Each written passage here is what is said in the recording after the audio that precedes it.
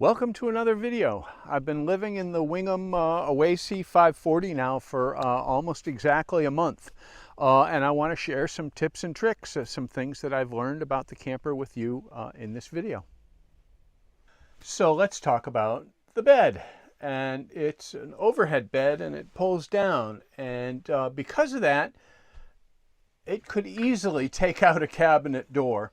And in fact, this is a small camper. So as a general rule, you want to be in the habit of always keeping the cabinets closed. Even the cabinets down below, you know, you could trip over it and rip a door off, and it's not worth it. So just always just keep them closed.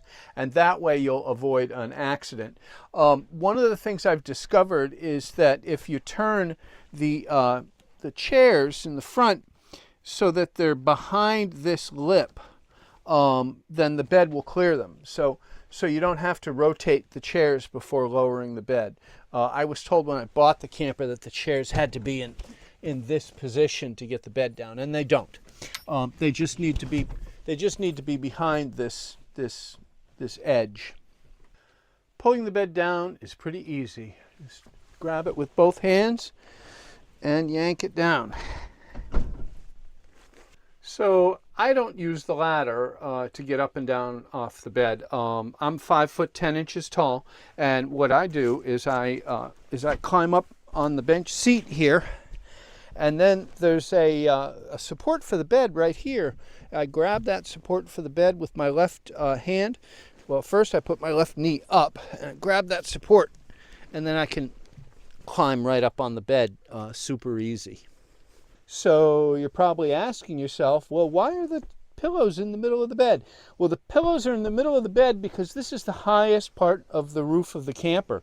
And so if you leave your pillows up front here, the bed won't completely close because the front, or I should say the head part of the bed goes right up against the front of the roof. So you got to move your pillows to the middle. While I'm up here on the bed, there's a couple things I want to show you. And the first thing is this amazing skylight. It has a shade and it has a screen, and it's dual acrylic skylight, so it insulates well. But what's really nice about it is you can open it without opening the screen. And that means if you get too cold at night, you don't have to let all the bugs in the camper if you want to close the skylight. And I think that's a big benefit. Anyway, I also have up here I keep a USB fan up here just to blow like cold air in my face. It feels good, and it adds some white noise. And the other thing I have up here is kind of important. It's an electronic fly swatter. The material that is on the ceiling is porous. It's a fabric of some kind, and I don't want to leave bug stains on it. So an electronic fly swatter will kill the bugs without leaving any bug residue on the ceiling. Getting down off the bed is the same as getting up. I use my left hand on the bed support, and I put my left foot down and then my right foot, and I'm down and safe. The easiest way to put the bed back up is to get up on the bench seat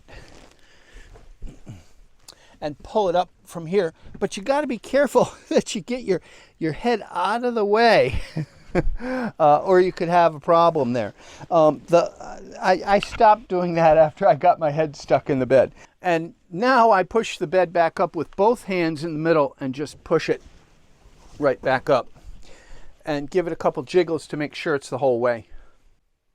You can tell when the bed is in the correct up position when the front of the bed is roughly parallel with the strut.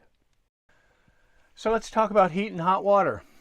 If the heat is on, you're going to have hot water automatically. It produces hot water as a byproduct of producing heat. If you're not plugged in and you're using propane, there is an exhaust port right on the outside of the RV over there. And because that's producing carbon monoxide, there is a window sensor in the window right over here. And so if that window is open, you can't produce heat or hot water because they don't want to poison you with carbon monoxide. So you have to close the window to get heat or hot water. So on a hot day, if you don't have the heat on, but you want hot water, first you got to make sure that window's closed. The next step is to go over to either the Firefly panel or the Truma panel inside this cabinet, and you need to select either eco or hot water. Now, I strongly recommend that you stick to the eco hot water because the hot water is really, really hot. Anyway, the Firefly panel will not tell you when the water's hot, but the Truma panel will. It'll be blinking the hot water icon until the hot water is up to full temperature, and then the icon will stop blinking and it'll be solid. And it takes about 30 minutes. So you don't have to look at the panel. If you just set a timer for 30 minutes, you'll have hot water in. I've gotten a lot of comments about the caulk job behind the stove and the sink. And to be clear, Wingamm didn't put that stuff in. That is like 20-year-old rope caulk that I had in my basement, and I knew there was going to be a gap between the backsplash and the countertop, so I just stuffed this stuff in there. When I get home, I will do something that looks a lot nicer, but for now it's doing the job. It's keeping material from falling back there. Now I want to talk to you a little bit about the electrical system. And the first thing you want to know is that you shouldn't use the stove when your battery is below 15%.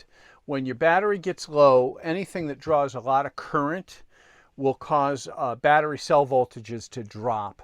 So when you're below 15%, your battery cell voltage could drop below a minimum, and it'll turn off the electrical system for the whole vehicle. The Victron system, protects itself, so it shuts down the whole vehicle. So if you're below 15% battery power, don't use your stove. Probably shouldn't use your air conditioner either. The fiberglass shell is not visible to electronic signals. That means that it doesn't interfere with your cell phone.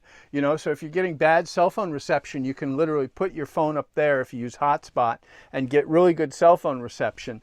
The other thing I discovered is that the monocoque shell does not interfere with Starlink. So I don't have to put my Starlink outside anymore. I can just stuff it up here, point it in the right direction, and it sees right through the shell, right up to the satellites, which is very cool. So I absolutely love the induction stove, but it's glass. And so whatever you do, don't keep pots and pans above your glass stovetop. I made that mistake, and a pan came crashing down, and it hit right in the corner here, and it started a crack, and it was very sad. But now I keep my pans way over here where they won't fall. The stuff I keep in here shouldn't be able to damage the top. So hopefully you'll learn from my mistake. Now let's talk about the bathroom. My first night in this camper, I parked so that the camper was a little bit uphill. That would allow my head to be above my feet when I go to sleep. And I immediately jumped in the shower and took a shower, and I noticed that water was building up behind me in the shower. And then I realized the drain is towards the front of the camper, and it has to be there because of where the gray tank needs to be. The gray tank is protected by the rear axle, and so this drain is sort of right over the gray tank. And so I realized that night that you actually want, if you're going to shower, you need to park your camper just pointing a little bit downhill. And now I'm getting used to sleeping with my head a little bit downhill, so that I always park the camper now just a little bit downhill, and that way the shower drains perfectly. The other thing I wanted to talk about in the bathroom is the toilet. It's very, very nice toilet. It's the first toilet I've had in an RV that's actually at the right height, but I digress. it's important with a cassette toilet that you never have water built up on top of the shutter. What I do to avoid water buildup on top of the shutter is I open the shutter and I do my business, and then I hit the flush button. Now, the flush water is distributed differently than in a Thetford toilet, so it takes a little bit longer to drain down. So I wash my hands, and by the time I'm done washing my hands, that water is drained, and then I shut the cassette with my foot. Easy peasy.